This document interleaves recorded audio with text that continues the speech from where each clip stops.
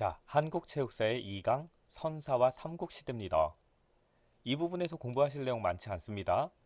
공부하시면서 시간 낭비하시면 안 되고요. 외우실 내용을 빨리빨리 정리를 해드리겠습니다. 선사시대 및 부족국가시대의 신체문화의 특징이라고 했어요. 이 내용은 제가 이미 1강에서 말씀을 드렸습니다. 이 당시에는 먹고 사는 게 중요했다.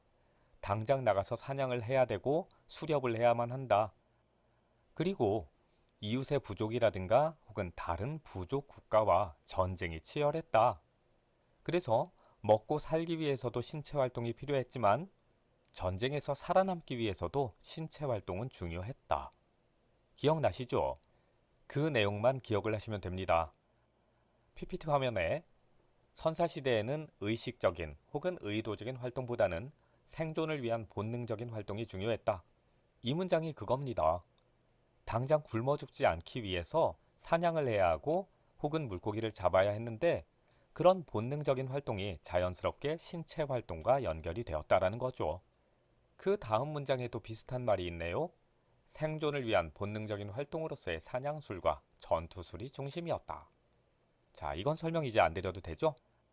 그 다음에 부족국가 시대인데 거기 있는 내용도 조금 전에 말씀드렸던 그 내용 그대로잖아요.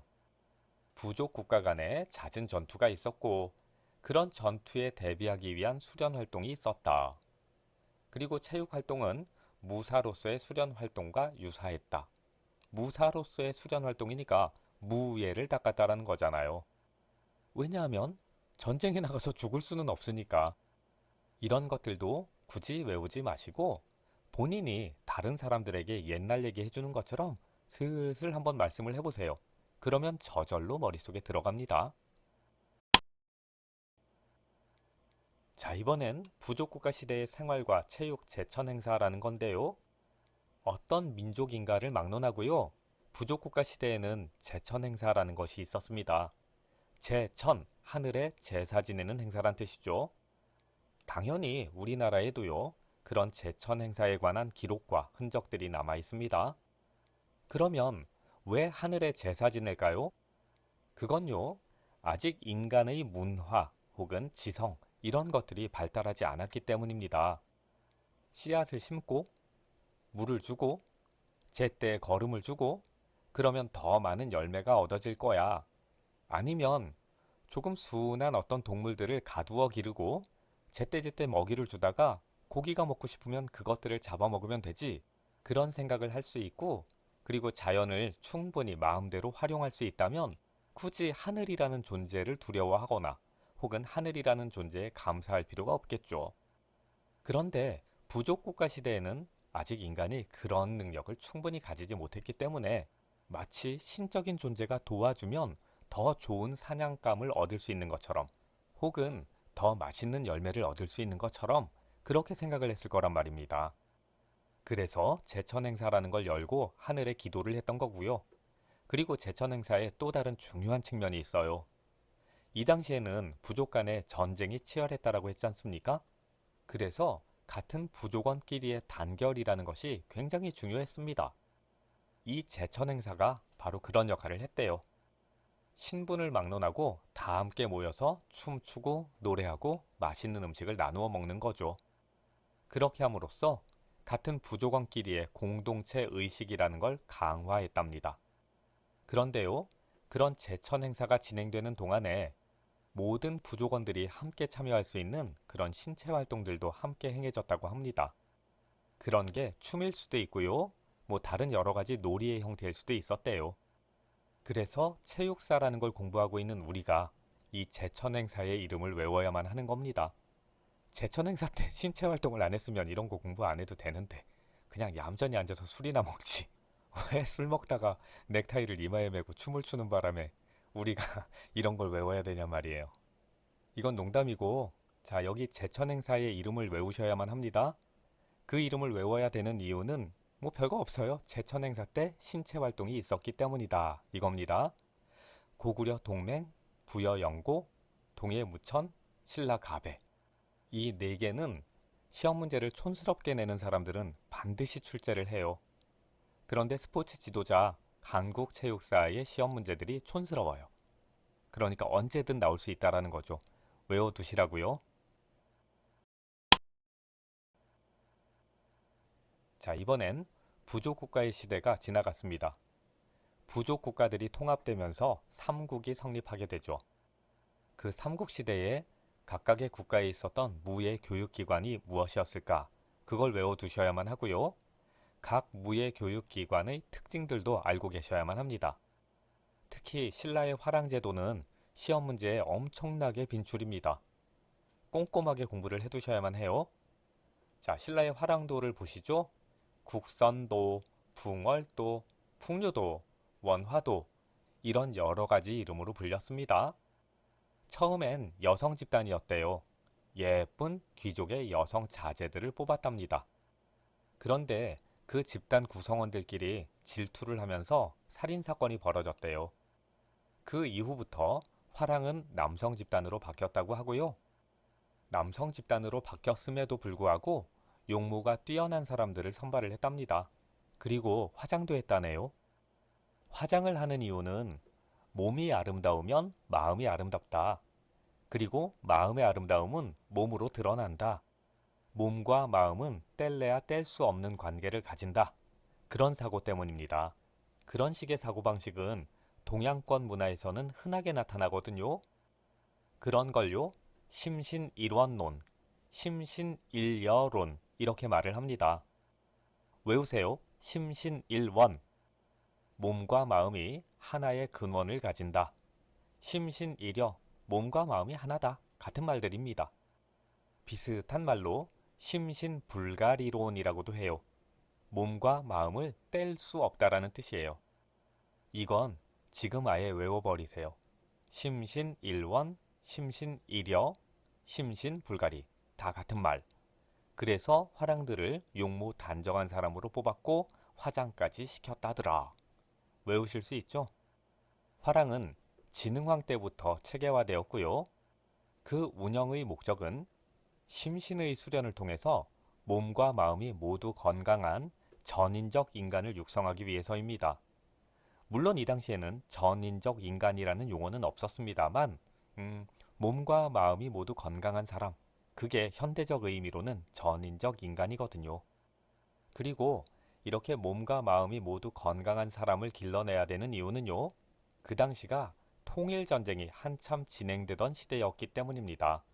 물론 전투병력을 양성하는 것이 화랑의 운영의 진짜 목적은 아니었지만 마음도 건전하고 무예 능력도 출중한 사람들을 양성하는 것은 통일전쟁에 유리한 것만은 사실이니까요. 그래서 화랑의 일부의 목적은 통일전쟁을 위한 그런 인재의 양성에 있었습니다. 그러니 당연히 이 사람들의 주된 활동은 경서의 강독과 같은 학문적 연구에도 있었고요. 또 한편으로는 축국, 편력, 수렵 다 신체 활동들입니다. 그리고 궁술, 활쏘기란 뜻이고요. 마술, 말을 다루는 기술이란 뜻입니다. 기마, 말 타는 기술이란 뜻이고요. 검술, 칼 쓰기죠. 창술, 창을 쓰기죠. 그리고 기창이라는 것도 있어요. 말을 탄 채로 창을 휘두르는 그런 기술입니다. 그런 무예를 함께 수련을 했습니다. 자, 그리고요. 지금 PPT 화면에는 없지만 시험 문제에는 화랑의 세속오계라는 것도 출제가 됐었습니다. 화랑이 지켜야 하는 5가지 계율이죠. 교재에는 있으니까 한번 눈으로 봐주세요. 사군이충, 임금에게 충성해야 돼.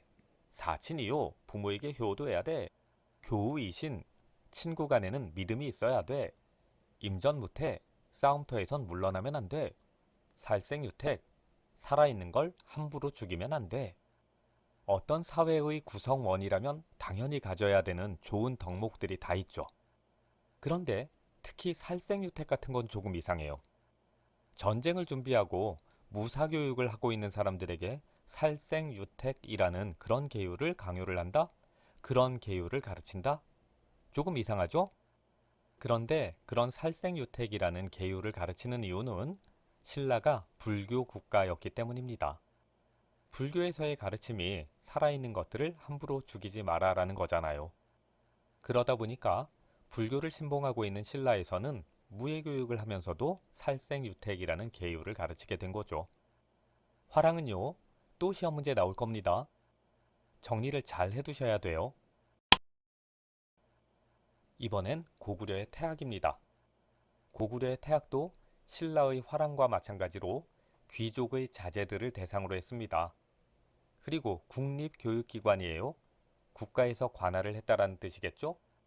교육의 방법이나 혹은 교육의 내용은 화랑하고 상당히 유사했습니다.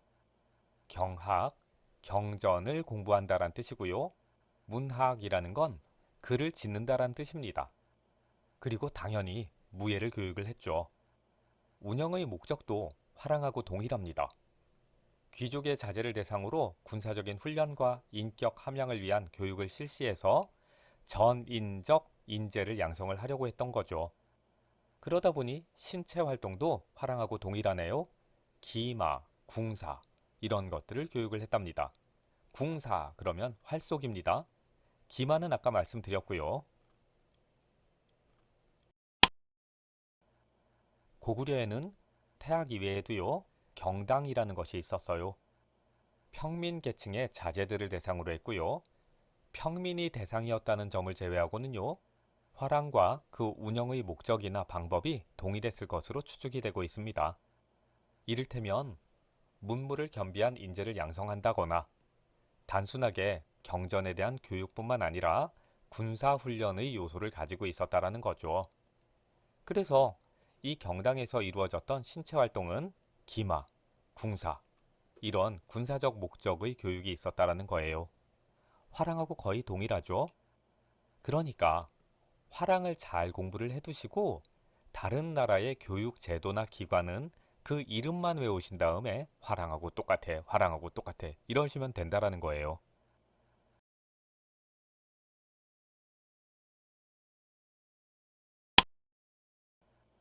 이번엔 삼국시대의 고분 벽화와 무예도라는 건데요. 이건 왜 공부를 하는 거냐 하면 삼국시대의 역사를 알 수 있는 문자로 된 기록이 충분하지 않습니다. 그러다 보니까 삼국시대에 어떤 신체 활동이 있었는가 혹은 무예의 종류는 무엇이었는가 그런 걸 연구할 수 있는 자료도 충분하지 않아요. 그런데 다행히 고분 안에 그려져 있는 벽화에 그 당시의 신체 활동이라든가 무예 같은 것들의 흔적이 남아 있는 거예요. 고분이 뭔지는 아시죠? 옛날 왕이나 귀족들의 무덤을 고분이라고 합니다. 그런데 그런 무덤의 규모가 어마어마하잖아요. 그리고 그 무덤을 엄청나게 화려하게 장식을 하는데 벽에 그림도 그려놨다란 말이에요. 그리고 그 그림들에 그 당시의 무예의 모습이 남아있는 거지. 그런 그림을 무예도라고 합니다. 그래서 문자로 된 기록은 충분하지 않지만 그런 그림을 통해서 삼국시대의 무예 그리고 기타의 신체 활동 이런 걸 연구할 수 있는 자료를 얻는 거예요. 자, 그러면 삼국시대의 고분을 찾아봤더니 거기에 어떤 그림이 그려 있냐면요. 우선은 수렵도 사냥하는 그림이 있었던 거죠. 그런데 사냥을 어떻게 하냐면 말을 탄 상태에서 활을 쏘거나 창을 던집니다. 그리고 기마도도 상당히 남아 있어요. 말을 타는 장면이 그림으로 남아 있는 거죠. 그런 그림을 통해서 우리 민족은 고대 시대부터 말을 타거나 활을 쏘는 것, 즉 궁술과 마술에 능했구나라는 걸 알 수 있는 겁니다. 그 다음엔 각저도라는 그림도 있어요. 각저도라는 건 오늘날의 씨름하고 상당히 유사한 형태예요. 사람들이 서로 맞잡고 있습니다. 그리고 심판인 것처럼 보이는 사람이 그 두 사람을 보고 있습니다. 그런 그림들이 남아 있는데요.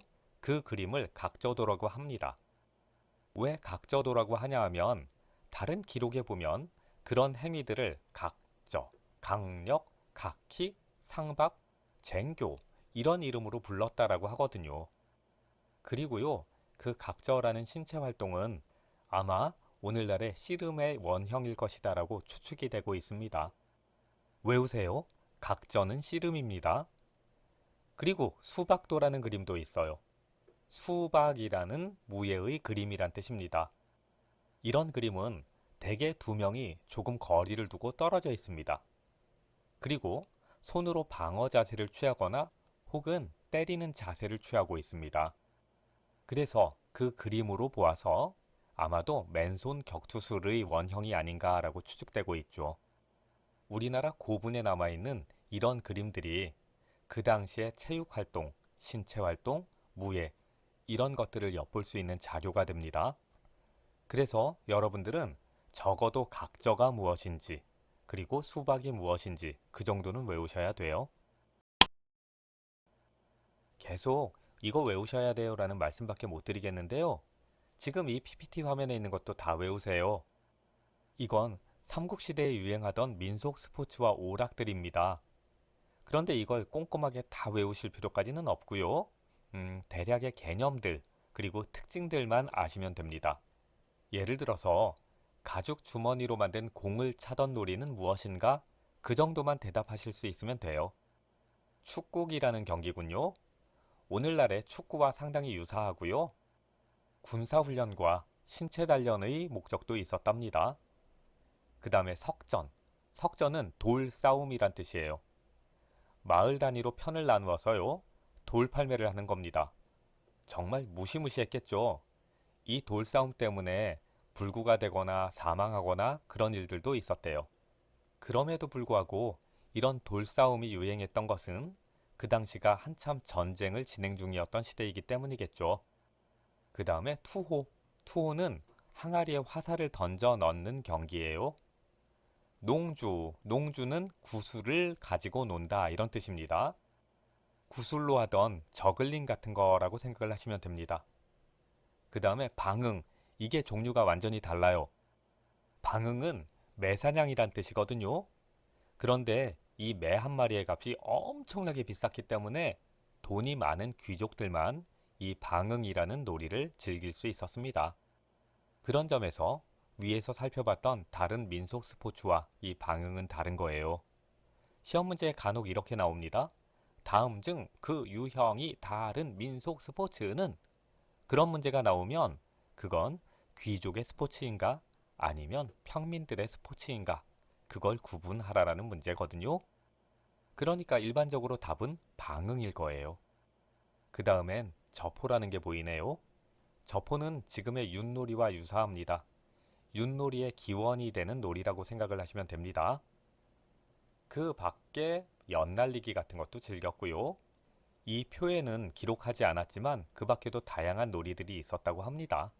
이 표의 내용들은 외우시라고 했습니다. 그런데 꼼꼼하게 그 내용까지 다 외우진 마시고 구분을 할 수 있을 정도로만 공부하시면 돼요. 자, 이번엔 삼국시대의 체육사상. 이거 시험 문제 꼭 나옵니다. 고대에 그리고 삼국시대에 우리 민족이 체육활동을 했습니다. 그런데 그 체육활동이 체육으로서의 성격만 가지는 건 아니란 말이죠. 체육활동 속에 어떤 사상이 포함되어 있었는데 그 사상이 무엇인가라는 거예요. 첫 번째, 심신일원론. 이거 외우라고 했죠? 심신일원론은 조선시대 끝까지예요. 그리고 지금까지도 이어지고 있습니다. 우리가 전인적 성장이라고 말하는데 그럴 때 전인이라는 의미가요. 몸과 마음이 균형을 이루는, 조화를 이루는 그런 사람이란 뜻이거든요. 자, 그리고요. 그렇게 심신일원론이 지배하는 시대에는 신체가 건강한 사람이 마음도 건강한 사람입니다. 무예가 뛰어난 사람이 마음 씀씀이도 뛰어난 사람이에요. 그래서 지도자를 뽑을 때 그렇게 신체가 건강하고 무예가 뛰어난 사람을 뽑게 됩니다. 그리고 교육의 목적도요. 몸과 마음이 조화를 이루는 그런 사람을 만드는 것. 거기에 있는 거죠. 그리고 이 당시가 통일전쟁이라는 것이 한참 진행되던 시대였기 때문에요. 개인이 혼자 잘 먹고 잘 사는 것보다는 국가의 안위가 훨씬 더 우선시되었을 겁니다. 그래서 국가를 위해서는 자신의 몸과 생명까지 내어 던질 수 있는 그런 사람을 훌륭한 사람이라고 여겼을 거예요. 그리고 신라나 고구려나 백제나 모두 불교를 국교로 받아들였거든요. 그래서 그 당시 사람들에게는 조국은 부처의 나라이기도 했습니다. 조국이 부처의 나라라면 국토는 부처의 땅이 되는 거죠. 그런 사상을 불국토 사상이라고 합니다. 그 당시에는 국교가 불교라는 종교적인 이유로 불국토 사상이라는 것이 유행을 하게 됩니다. 자, 여기서 반드시 외우실 내용은 심신일원론입니다. 몸과 마음은 분리할 수 없다라는 사고예요. 그리고 불국토 사상이라는 말은 괜히 이상하게 낯설고 어렵잖아요. 그것도 함께 기억하시면 되겠습니다.